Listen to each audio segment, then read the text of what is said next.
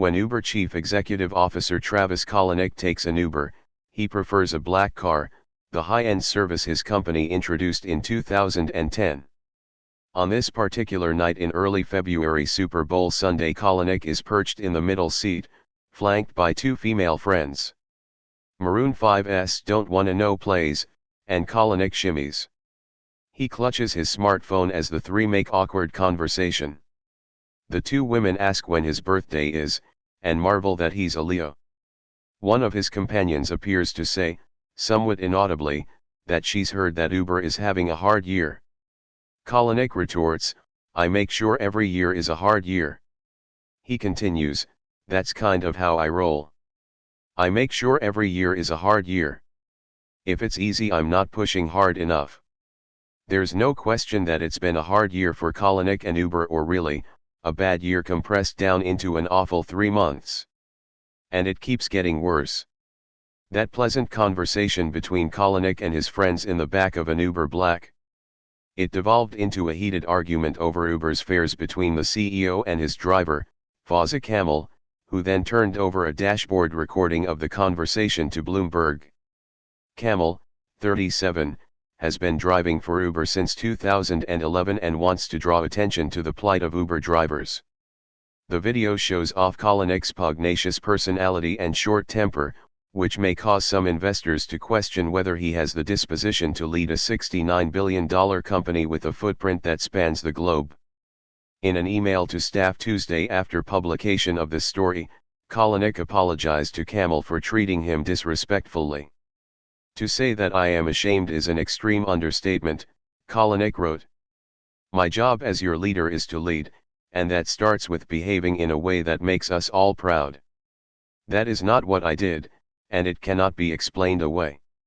It's clear this video is a reflection of me, and the criticism we've received is a stark reminder that I must fundamentally change as a leader and grow up. This is the first time I've been willing to admit that I need leadership help, and I intend to get it.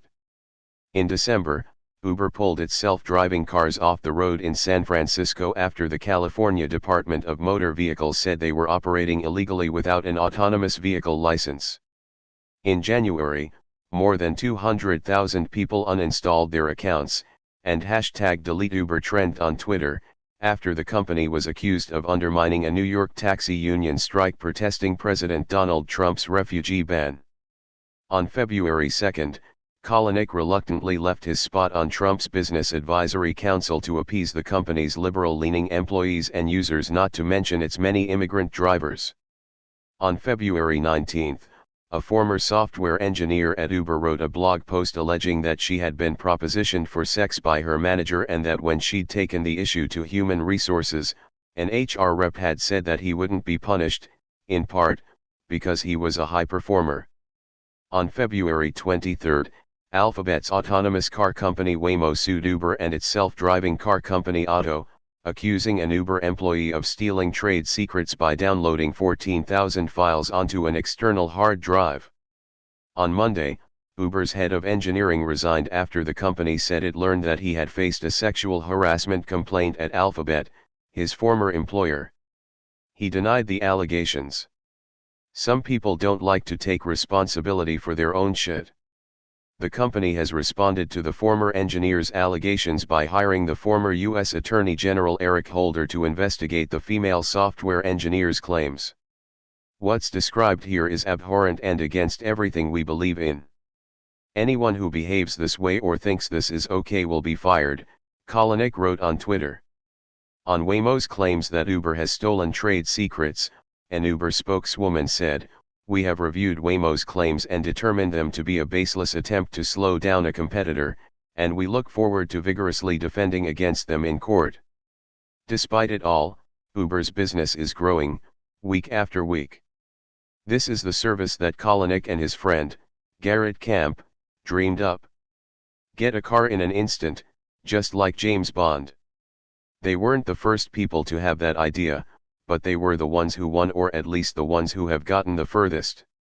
Camp stepped back and became chairman of the board, while Kalanick turned Uber into a global endeavor that operates in more than 400 cities.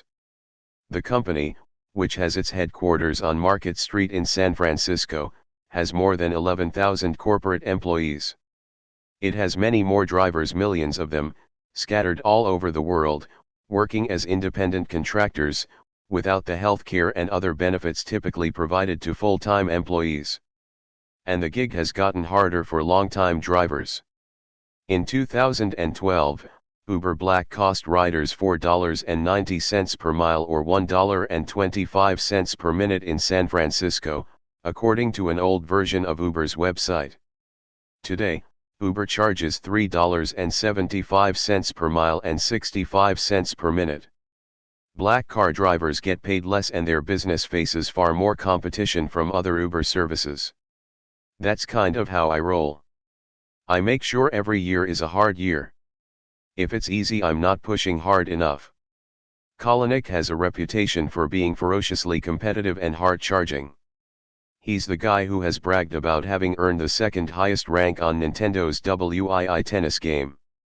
He's still dogged by the fact that he once referred to Uber as Boo-BR because it improved his dating prospects. Current and former employees say he can be empathetic when the mood strikes or tyrannical when it doesn't. Kalanick loves fighting over a good idea, which sometimes means admitting that his isn't the best one. Toe-stepping is one of Uber's cultural values. Kalanick is trying to be a better listener. He met with more than 100 of Uber's female employees at a meeting last week meant to address the morale crisis that followed the former software engineer's blog post. Kalanick sounded some of the right notes, standing in front of the crowd. There are people in this room who have experienced things that are incredibly unjust, he said, according to a recording obtained by BuzzFeed. I empathize with you, but I can never fully understand, and I get that. I want to root out the injustice. I want to get at the people who are making this place a bad place, and you have my commitment to make that happen, and I know it doesn't end there. Like Facebook's Mark Zuckerberg before him, Kalanick is trying to learn how to empathize and communicate. But Kalanick at 40, compared with 32-year-old Zuckerberg, is having to change his ways later in life, and he's often reluctant to tread too far from his intuitions. Even when Kalanick tries to empathize in his own way, which often means jumping into a dialectical argument of sorts, his temper can occasionally flare. In Camel's car, for example, Kalanick is seemingly at ease as the ride ends and his friends hop out of the car. You have a good one, says the driver. Kalanick says with an air of familiarity, good to see you, man. Camel replies, good to see you, too. Kalanick thinks the ride is over. But having the CEO in his car is an opportunity Camel has been waiting for. I don't know if you remember me, but it's fine, Camel says. The pair begin talking shop, and Kalanick explains that they're going to cut down on the number of black cars, which will reduce competition and should be good for Camel.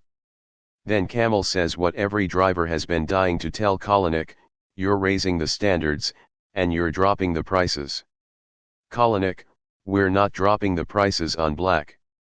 Camel, but in general the whole price is Kalanick, we have competitors, otherwise, we'd go out of business. Camel, competitors. Man, you had the business model in your hands. You could have the prices you want, but you choose to buy everybody a ride. Kalanick, no.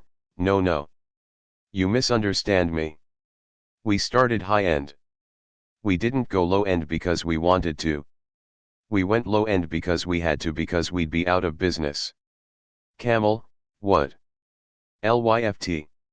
It's a piece of cake right there. Kalanick, it seems like a piece of cake because I've beaten them. But if I didn't do the things I did, we would have been beaten, I promise. The two bat that idea around, and Camel brings the conversation back to his losses. Camel, but people are not trusting you anymore. I lost $97,000 because of you. I'm bankrupt because of you. Yes. You keep changing every day.